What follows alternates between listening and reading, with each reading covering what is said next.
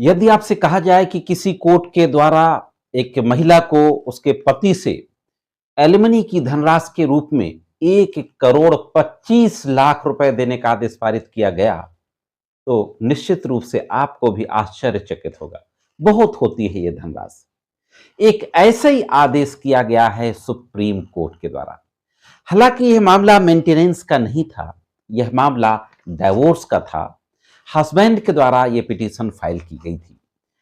ये पूरा मामला क्या था, सुप्रीम कोर्ट तक कैसे पहुंचा, निचली अदालतों में क्या आदेश पारित किया गया, हाई कोर्ट में क्या आदेश पारित किया गया और केस के फैक्ट क्या थे, इन सारे सवालों का जवाब आज के इस वीडियो में आपको मिलने वाला है।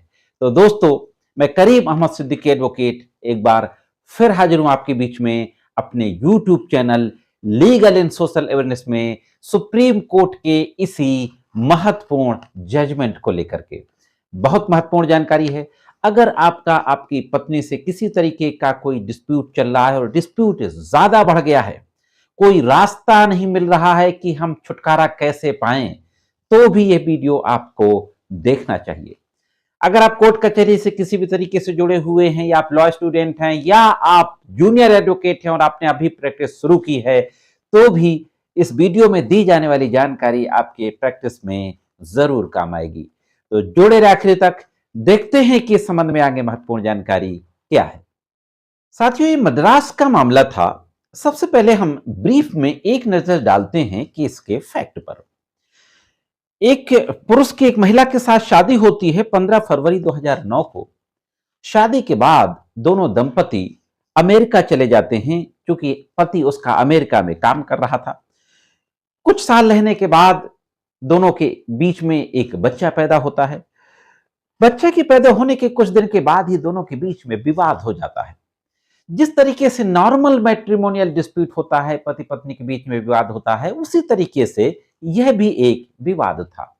और इसी विवाद के चलते पति पत्नी दोनों लोग अलग हो जाते हैं।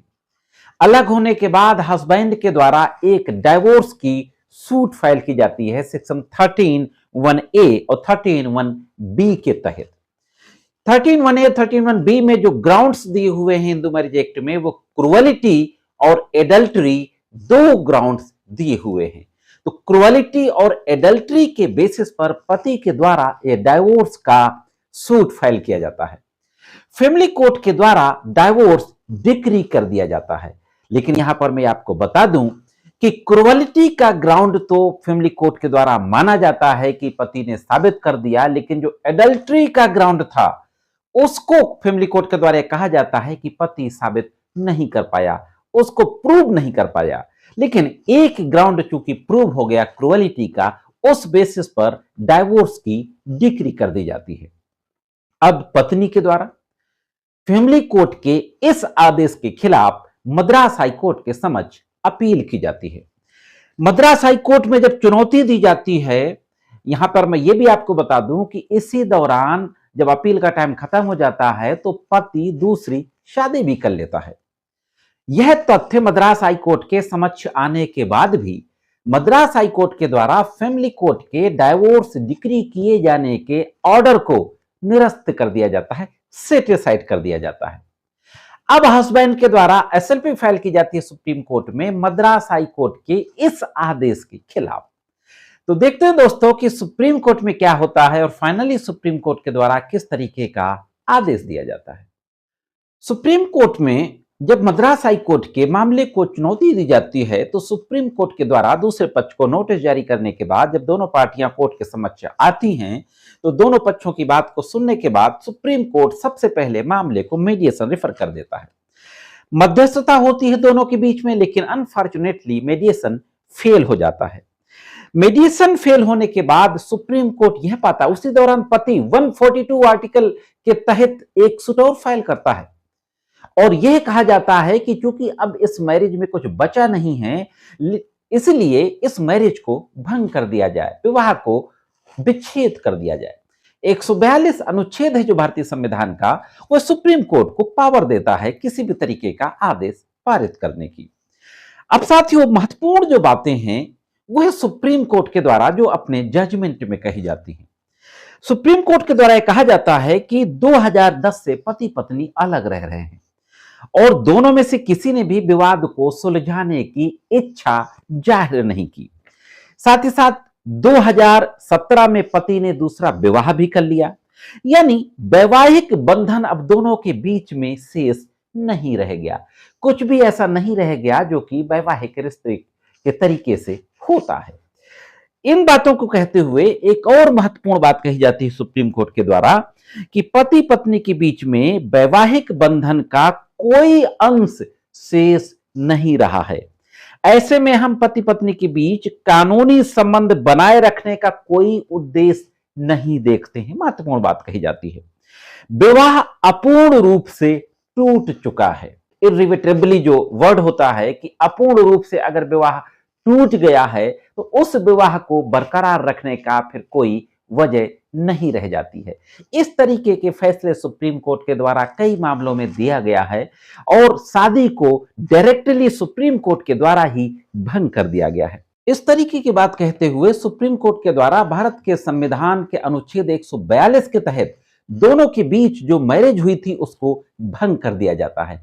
मद्रास हाई कोर्ट के फैसले को निरस्त कर दिया जाता है, फैमिली कोर्ट के फैसले को बहाल कर दिया जाता है। लेकिन जो महत्वपूर्ण बातें फैसले में कही गई एलिमनी के संबंध में, हैसियत को देखते हुए पति की सुप्रीम कोर्ट के द्वारा 1,25,00,000 रुपए की एक मुश्त एलिमनी देने का आदेश पारित किया जाता है और इस एलिमनी को 5 समान त्रैमासिक किस्तों में देने की बात कही जाती है।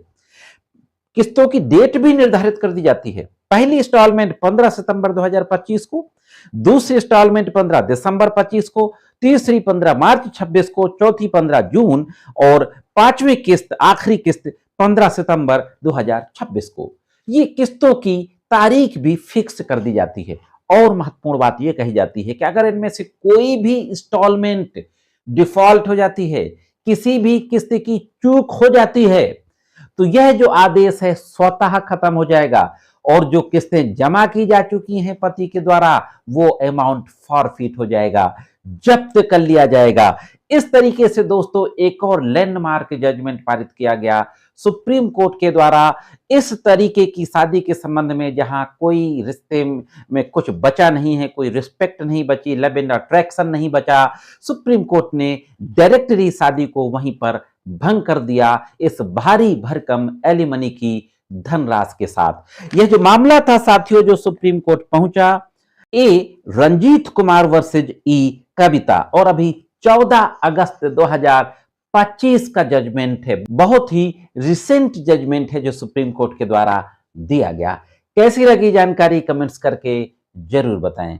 अगर आप चैनल में नए हो, वीडियो को पहली बार देख रहे हो तो चैनल को सब्सक्राइब करके घंटी के बटन को दबाकर ऑल पे जरूर सेट कर दें। आज के इस एपिसोड में सिर्फ इतना ही। मिलते हैं किसी अन्य एपिसोड में कानून की कुछ अन्य जानकारियों के साथ। तब तक महत्वपूर्ण कानूनी जानकारियों के लिए देखते रहें लीगल एंड सोशल अवेयरनेस।